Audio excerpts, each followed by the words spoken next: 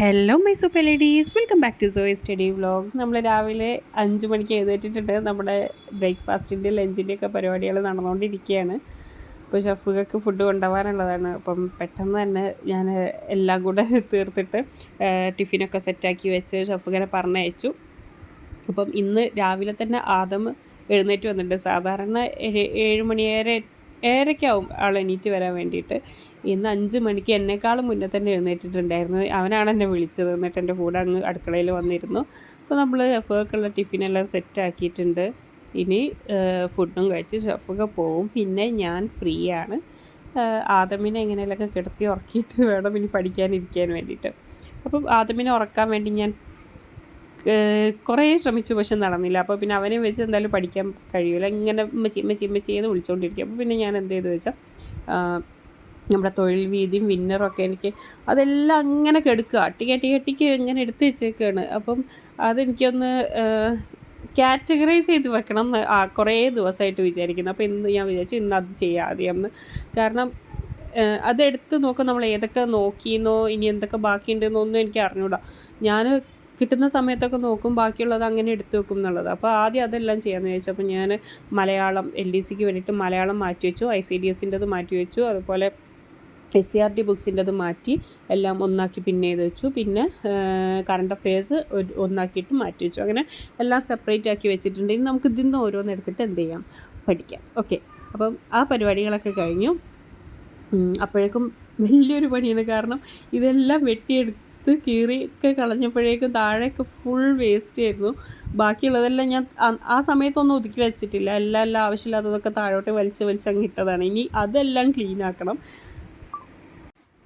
അപ്പം നമ്മൾ ക്ലീനിങ്ങൊക്കെ കഴിഞ്ഞതിന് ശേഷം ഞാൻ പഠിക്കാൻ വേണ്ടിയിട്ടായിരുന്നു. അപ്പോൾ ഇന്ന് ഞാൻ നിങ്ങൾക്ക് കാണിച്ചു തരുന്നത് ICDSൻ്റെ മാത്രമാണ് കേട്ടോ.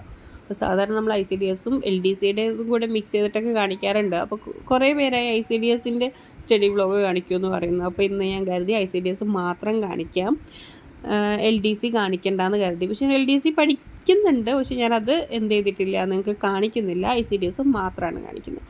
ഓക്കെ, അപ്പം ഞാൻ ആദ്യം ചെയ്യുന്നത് ഡൗറി പ്രൊഹിബിഷൻ ആക്റ്റാണ് പഠിക്കുന്നത് കേട്ടോ. അതിൻ്റെ നോട്ട് എൻ്റെ കയ്യിലില്ല, PDF എൻ്റെ കയ്യിലില്ല. അപ്പം അത് എഴുതിയെടുക്കണം, നോട്ട് എഴുതിയെടുക്കണം. ക്ലാസ് കണ്ടുകൊണ്ട് ഞാൻ നോട്ട് എഴുതുകയാണ്.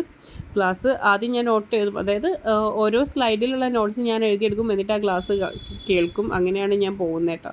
അപ്പം ഭയങ്കര മഴയാണ്, പെരും മഴയാണ്, നല്ല കാറ്റാണ്. ഇന്നൊരു 1.5 ഇടി വെട്ടി. ഒരു തവണയല്ല കേട്ടോ, റിപ്പീറ്റ് ചെയ്തിട്ട് ഉച്ചയ്ക്ക് നല്ല ഇടിയായിരുന്നു.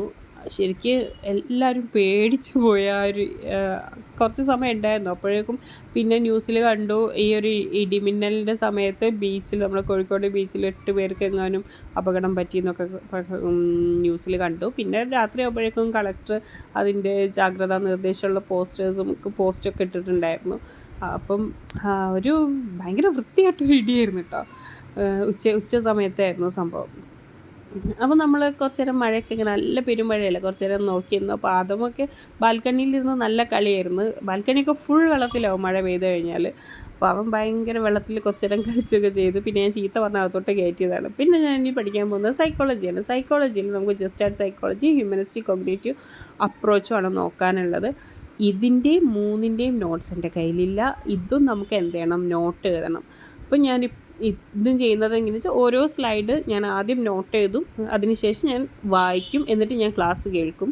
ഓക്കെ, അപ്പം നമുക്ക് കുറച്ചുകൂടെ എളുപ്പത്തിൽ മനസ്സിലായി. ഇത് നോട്ട് ക്ലാസ് നടന്നുകൊണ്ടിരിക്കുമ്പോൾ തന്നെ നമ്മളിങ്ങനെ എഴുതിക്കൊണ്ടിരിക്കുമ്പം രണ്ടും തലയിൽ കയറില്ല. എഴുതുന്നതും നമുക്ക് തലയിൽ കയറില്ല, അതേപോലെ നമ്മൾ കേൾക്കുന്നതും തലയ്ക്ക് കയറില്ല. കാരണം മൾട്ടി ടാസ്ക്കാണ് നടന്നുകൊണ്ടിരിക്കുന്നത്. അതുകൊണ്ട് ഞാനത് പോസ് ചെയ്ത് വെക്കും, നോട്ട് എഴുതും, അതിനുശേഷം ക്ലാസ് കേൾക്കും. അങ്ങനെയാണ് പോകുന്നത് കേട്ടോ. അപ്പം ഞാൻ ആദ്യം ഹ്യൂമനിസ്റ്റിക് സൈക്കോളജിയാണ് എടുത്തേക്കുന്നത്. അത് കംപ്ലീറ്റ് ചെയ്തതിന് ശേഷം വേണം നമുക്ക് ജസ്റ്റാൾട്ടും കോഗ്നിറ്റീവ് സൈക്കോളജിയും കൂടെ നോട്ട് എഴുതാനും പഠിക്കാനും വേണ്ടിയിട്ട്. ഓക്കെ, അപ്പോൾ നമ്മൾ ഹ്യൂമനിസ്റ്റിക് സൈക്കോളജിയും കംപ്ലീറ്റ് ചെയ്തതിന് ശേഷം ലഞ്ച് ഉണ്ടാക്കാൻ വേണ്ടി പോയി. അപ്പോൾ നിങ്ങൾ വിചാരിക്കും ഞാൻ രാവിലെ ലഞ്ചൊക്കെ ഉണ്ടാക്കി വെച്ചതല്ലേ എന്ന്. ശരിയാണ്, ഞാൻ മീൻ കറി വെച്ചിട്ടുണ്ടായിരുന്നു. പിന്നെ ഷെഫുകൾക്കുള്ള മീൻ പൊരിച്ചത് ഉണ്ടാക്കിയിട്ടുണ്ടായിരുന്നു. നമുക്ക് കഴിക്കുന്ന സമയത്ത് ഉണ്ടാക്കിയാൽ മതിയല്ലോ എന്ന് വിചാരിച്ചിട്ട്. പിന്നെ ഉപ്പേരി, ചോറ് ഞാൻ നേരെ ഫ്രിഡ്ജിലേക്ക് വെച്ചു. എന്നിട്ട് ഞാൻ ഇന്ന് എഗ് ബിരിയാണി ഉണ്ടാക്കാമെന്ന് വിചാരിച്ചു. അത് വേറെ ഒന്നും കൊണ്ടല്ല, മീൻ കറി മുളകിട്ടതായിരുന്നു. അപ്പോൾ പിന്നെ ആദം പാത്തുവിനൊന്നും വലിയ ഇൻട്രസ്റ്റ് ഇല്ല മീൻ കറി മുളകിട്ടതിനോട്. അപ്പം അവർ പിന്നെ ഉണ്ടാക്കി കഴിഞ്ഞാൽ അവർ കഴിക്കുകയില്ല, പിന്നെ വെറുതെ വേസ്റ്റ് ആക്കണം. അപ്പോൾ എനിക്ക് പെട്ടെന്ന് എന്തോ എഗ് ബിരിയാണി ഉണ്ടാക്കിയാലോ ഒരു ഇത് തോന്നി. അങ്ങനെ ഞാൻ ഒരു 2 ഉള്ളി വെച്ചിട്ട് വളരെ കുറച്ച് നമുക്ക് ഉച്ചക്കത്തേക്ക് വേണ്ടിയിട്ട് മാത്രമുള്ളത് കുറച്ച് എഗ് ബിരിയാണിയൊക്കെ ഉണ്ടാക്കി. അപ്പോൾ അവർ കഴിച്ചിട്ട് അവർക്ക് നല്ല ഇഷ്ടമായി, അവരത് നന്നായിട്ട് കഴിക്കുകയും ചെയ്തു. അതിനുശേഷം പിന്നെ അവർ വീട്ടിൽ പോയി, പാത്തും തുജാനും എൻ്റെ വീട്ടിലേക്ക് പോയി ഫുഡ് കഴിച്ചതിന് ശേഷം. ആദമ പിന്നെ ഇവിടെ തന്നെ ഉണ്ട്, അവനെ ഇടയ്ക്കൊക്കെ പോവുകയുള്ളൂ. പോയി കഴിഞ്ഞാൽ പിന്നെ അവിടെ ഭയങ്കര അടിയായിരിക്കും. അപ്പോൾ പിന്നെ ഞാൻ അങ്ങനെ വിടാറുമില്ല. എപ്പോഴെങ്കിലൊക്കെ പൂതി വരുന്ന സമയത്ത്, അല്ലെങ്കിൽ നമുക്ക് എവിടെയെങ്കിലും പുറത്ത് പോകാനുണ്ടാകുന്ന സമയത്തൊക്കെ അങ്ങനെ നിർത്താമെന്നല്ലാതെ അവനധികം പോയി ഇരിക്കലൊന്നുമില്ല. പക്ഷെ മറ്റു 2 പേരും അവിടെ പോയി ഇരിക്കും.